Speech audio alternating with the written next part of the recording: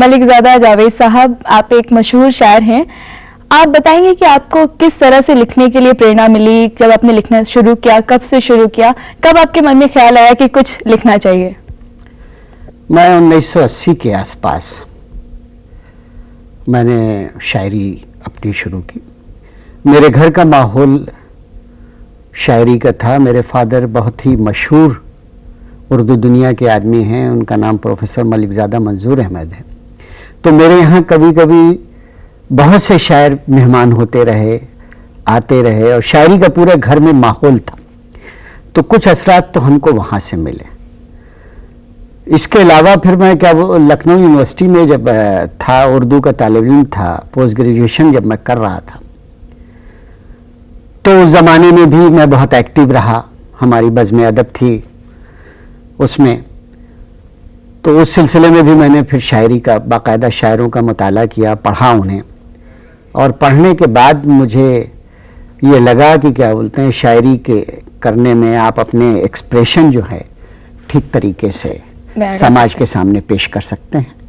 चुनांचे हमने बाकायदगी से शायरी शुरू की। और शायरी शुरू करने के बाद एक बात और मैंने महसूस की, जो आपको हमारी शायरी में नज़र आएगी, कि हमारे यहाँ जो शायरी हुई है अभी तक, यानी हमसे पहले जो हमारी बुजुर्गों ने जो शायरी की है, उन्होंने उसका दायरा जो था वो बड़ा महदूद था। गज़ल, बुनियादी तौर पर मैं गज़ल का शायर हूँ, तो गज़ल जो है, गज़ल के लफ्ज़ी माने ये हैं कि औरत से बातचीत करना या उसके हुस्न की तारीफ करना।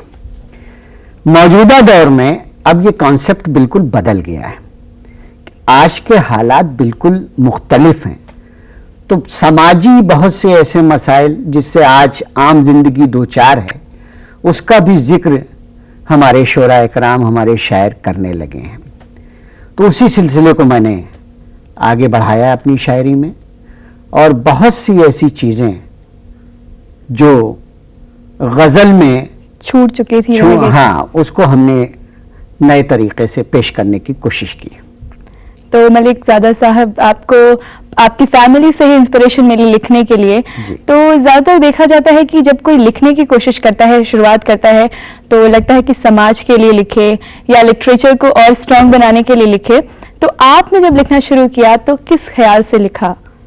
मैंने बुनियादी तौर पर महसूस किया कि जो हमारी यंगर जनरेशन है, जो हमारे बाद की जनरेशन है, वो अब शायरी को समझ के पास अब बिल्कुल वक्त नहीं है कि वो एक लफ्ज़ के मानी के लिए वो डिक्शनरी उर्दू की तलाश करे और उसके बाद वो देखे कि इस लफ्ज़ के क्या मानी है, फिर उसके बाद वो समझे।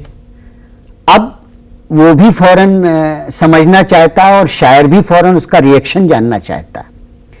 चुनांचे हमने ये किया कि वो लफ्ज़ जो उर्दू के भारी भरकम शब्द थे, फारसी ज़दा, जिसको समझने के लिए यंगर जनरेशन को डिक्शनरी का सहारा लेना पड़े, उससे अपनी शायरी को बिल्कुल बचाए रखा और ऐसे शब्दों का, ऐसे लफ्ज़ों का प्रयोग अपनी शायरी में किया जिसको आम तौर पर लोग समझ सकें, यंगर जनरेशन हमारी समझ सके, और उनकी बात हमने अपनी शायरी में की है।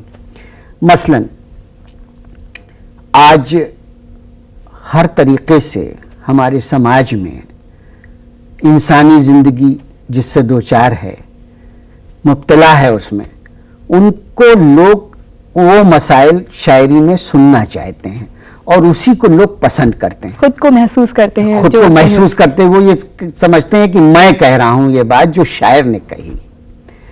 चुनांचे मुशायरों में मेरा बहुत आमदोरफ्त है। मैं जाता रहता हूँ, पूरे हिंदुस्तान में घूमता रहता हूँ, हिंदुस्तान से बाहर भी मुशायरों में मैं हो आया हूँ। तो मैंने ये महसूस किया कि अब हुस्न व इश्क की शायरी जो है उसको लोग नहीं सुनना चाहते। अब उसमें लोगों को वो लुत्फ नहीं रहा जितना गालिब मीर या इस तरह के जितने पुराने शोरा थे वो कह गए, उनको तो लोग पसंद करते हैं उनकी शायरी के हवाले से। लेकिन आज के दौर में हुस्न व इश्क की शायरी लोग, मैंने देखा ऑडियंस का रिएक्शन देखा है मुशायरों में, उस पर शायर को दाद नहीं मिलती जब तक आप हालात हाजरा पर यानी मौजूदा मसाइल पर आप जब तक अपना कलाम नहीं सुनाते तब तक आपको लोगों से दाद नहीं मिलती।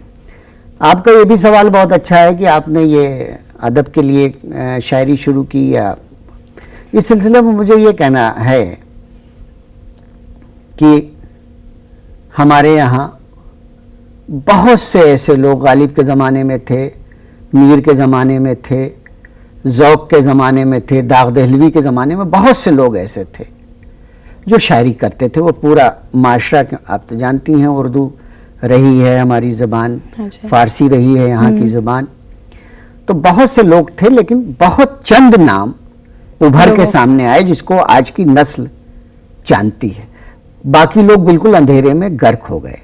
इसकी वजह सिर्फ ये थी कि उन्होंने सिर्फ वक्ती तौर पर, उसमें कोई बहुत गहराई उनके कलाम में नहीं थी, सामने की बात थी, जिसकी वजह से क्या बोलते हैं वो ज्यादा देर तक, ज्यादा दिन तक अपने को मनवा नहीं सके। हमने ये कोशिश की है अपनी शायरी में, खासतौर से हमने से मुराद ये कि हमारी नस्ल के जो बाकी शायर भी हैं, मैं अपने को खाली उसमें शामिल नहीं कर रहा हूं, उनको भी शामिल कर रहे हैं आप, उनको भी मैं शामिल कर रहा हूं।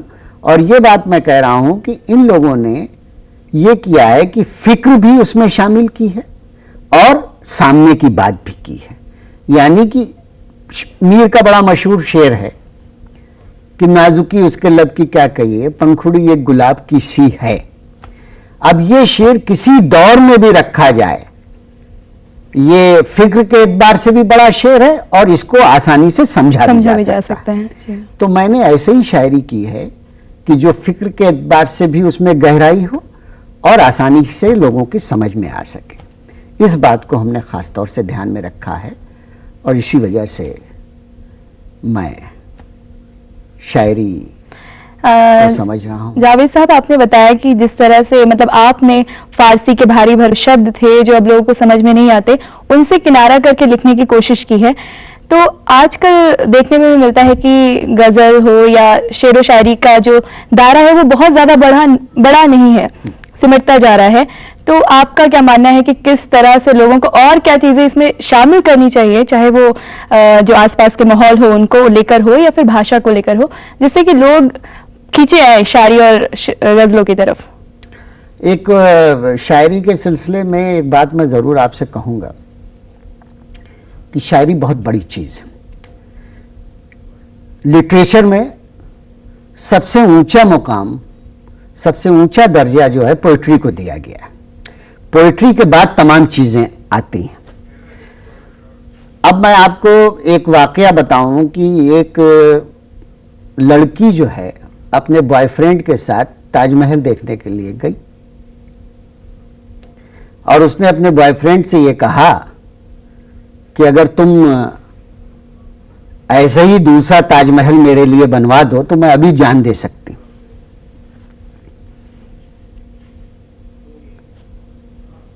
इत्तेफाक से वो लड़का जो था वो मेरा दोस्त था,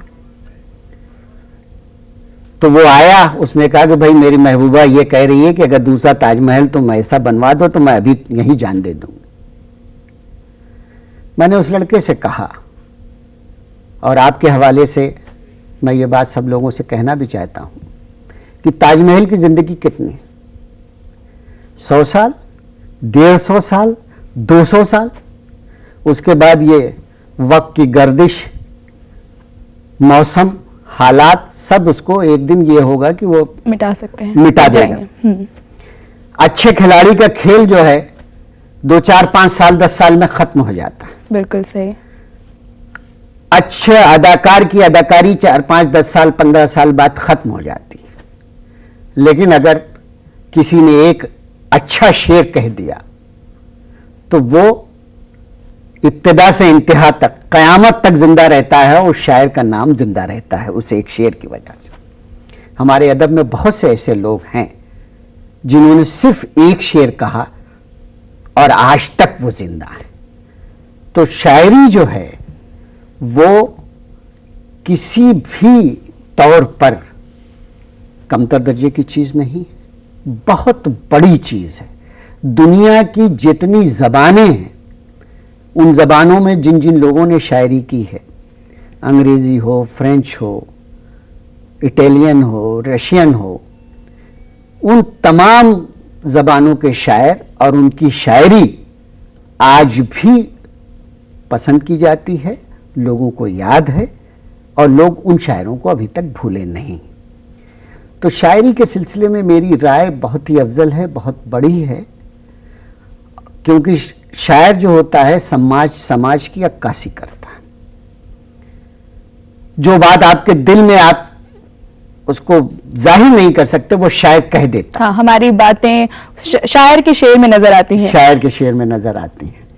और ये कारनामा जो है हमारे अहद के शायरों ने, हमारे बुजुर्गों ने तो किया ही है, लेकिन हमारे अहद के शायरों ने उसको और ज्यादा बढ़ाया है, वसी किया है, समझे, उसका दायरा बहुत बढ़ाया है। कई ऐसी चीजें, अब अंग्रेजी के बहुत से लफ्ज जो आमतौर पर बोले जाते हैं, अगर हमारे बुजुर्गों के सामने उस जमाने के शायरों ने इस्तेमाल कर लिया होता तो बेहोश होकर वो गिर गए होते।